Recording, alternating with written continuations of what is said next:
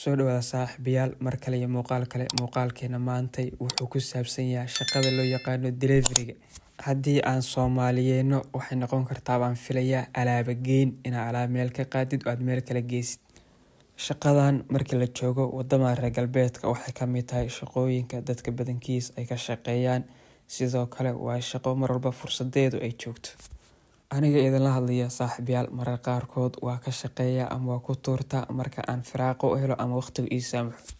Marka waxaan isla fiirinaa laba qodob kuwaas oo kala ah saacadii imise lacag ah baa laga sameeyaa shaqooyinka noocaan ah, sidoo kale maxaa la isticmaalaa ama applicationada nooce ah baa la isticmaalaa.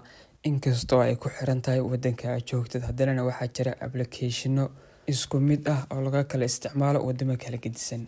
Intaan muuqaalka gudaha u sii gelin saaxiibayaal, haddaa YouTube-ka naga daawanaysid waxaan rajeynayaa inaad subscribe-na tiraadid, sidoo kale haddaa Facebook naga daawanaysid inaad follow-na soo tiraadid. Haddii aan muuqaalkeena ku sii socono saaxiibayaal, hadda waxaan shaqada ku bilaabayaa baaskiilkaas aad u jeedaan iyo sidoo kale boorsadaas aad arkaysaan.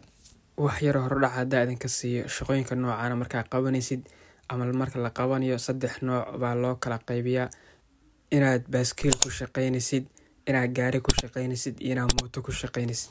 Baaskiilka laftigiisa 2 nooc si noqonaya, qayb electronic ah iyo qayb aan electronic ahayn. Nooca aniga hadda isticmaalay waa noocan, waana qaybta caadiga aan electronic ahayn. Marka hadda shaqo tagaya oo isla dhaweynaa bahalkan lacagahan inta laga sameeyo halkii saaco kale, iyo sidoo kale applicationada la isticmaalo. Marka hadda xaafadan ka soo baxay waa xilli dambe oo galaba, casar liiqi, maqribkii ku sii dhowday, dhankii suuqa baan u sii jahaystay. Ugu dambeyntii meeshaan u soo socday aan rabay inaan shaqada ka bilaabo waa waan meeshaan. Haddaan wax yar dib idin xasuusiyo labada qodob aan rabnay inaan ka hadalno, mid wuxuu ahaa applicationada nooca la isticmaalo.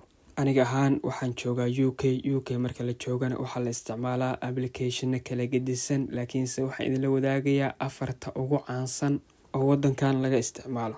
Waxaa ugu horeeya applicationka lagu magacaabo Deliveroo, waxaa ku xiga Uber, waxaa ku sii xiga Just Eat, iyo kan ugu dambeeya oo ah Eastwood. Aniga ahaan hadda waxaan isticmaalayaa 2 application kuwaas oo aan ku shaqeynayo. Midka koowaad baa hadda furanaya waa ka soo arkayseen Deliveroo baa la yiraahdaa. Hadda waa $0 wax lacag kuma jiraan ilaa maanta xooma shaqeyn, haddaan shaqada bilaabayaa. Kan labaadna waa Uber weeyaan, asna waa u jeedaan ilaa maanta xooma shaqeyn, waa $0.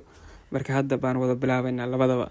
Dalabka u horeeya oo soo dhacay waxaan ku bilaabanaa bilow fiican, waa £3.20 ama 20 senti. Waan aqbalayaa, kadibna saasaan makhaayad ku aadaya. Saacadda hadda waa 6:15 oo galabnimo ama maqribnimo, saacad buu u taqaanid. Makhaayadii baa hadda nimid, waa makhaayad u horeyso dalabka aan ka qaadano. Alaabta markaan qaadno qofka alaabta leh xagiisii baan aadaynaa. Alaabtii waa soo qaaday, qofka leh alaabtiisa waa u geynay. Hadda xogaa xilli dambe iska noqotay, maqribkii baa soo galay. Waajibaadkii maqribka waa soo gutay, kadibna waxay noqotay shaqadii inaan horey ka sii galo, hawlahayga sii wato. Saad arki kartaanba baaskiil kale iga horeeya oo ninka dhalinyaro ku shaqeysanayo. Ugu dambeyntii saaxiibayaal, muddo dhowr saacadood markaan shaqeynayay waxaan isla fiirinaa wixii aan shaqeeyay bal intay noqdeen. Application koowaad waa kana, waxaan ku shaqeeyay £18 iyo 34p ama 34 senti.